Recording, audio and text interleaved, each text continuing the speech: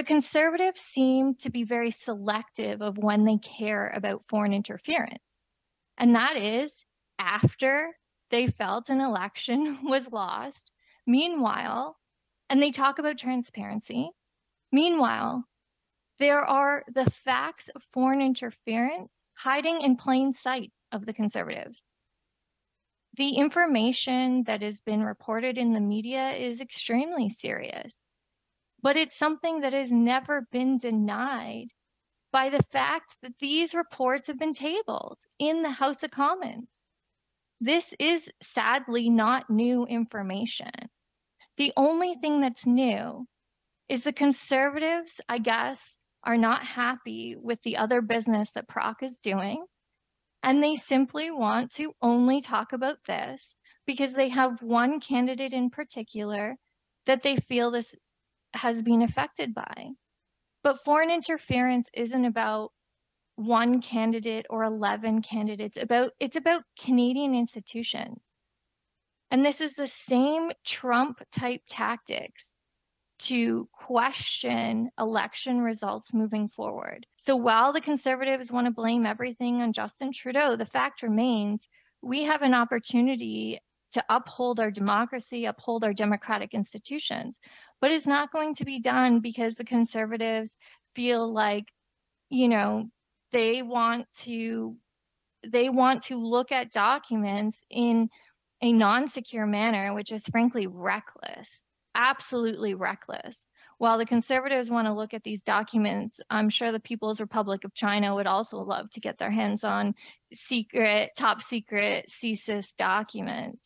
But the Conservatives just want to continue this in a way that's unhelpful, in a way that doesn't actually strengthen our institutions. That's not what this motion talks about. This motion is, once again, a fishing expedition by Conservatives.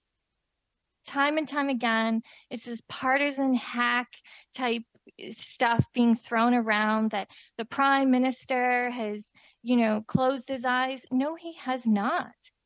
If he closed his eyes to foreign interference, it wouldn't be in mandate letters. If he closed his eyes to foreign interference, he wouldn't have spoken about it in the House. If it was some way to hide this and shove it under the table, you wouldn't see reports tabled in the House. It's just an issue of the Conservatives actually not really paying much attention to it until they felt that maybe it would benefit them in some way. I think that's dangerous for Canadians to go down this road because, like I said, we've seen our neighbors to the south and what happens when you start demonizing democratic institutions and when you start undermining their legitimacy. So if we want to hold more meetings to discuss that, I'm all ears. But if we're just holding meetings to take partisan jabs at the Prime Minister, then I think all we do is undermine our democratic institutions. We do China's bidding by saying you believe the PRC representative and they're bragging over CSIS's director, over our national security community, when they have said that although foreign interference exists and is persistent, Canadians decided the elections. A Liberal MP, Jennifer O'Connell, called questions about these details Trump-style politics. Do you think questions Canadians have about this issue are illegitimate? No, I think everyone should be worried about the fact that countries like China and Russia and others are continually trying to spread misinformation and disinformation, trying to interfere in our elections, unsuccessfully so far, according to the top public servant experts, according to our intelligence agencies' official reports. But it is something that we should all be alert to.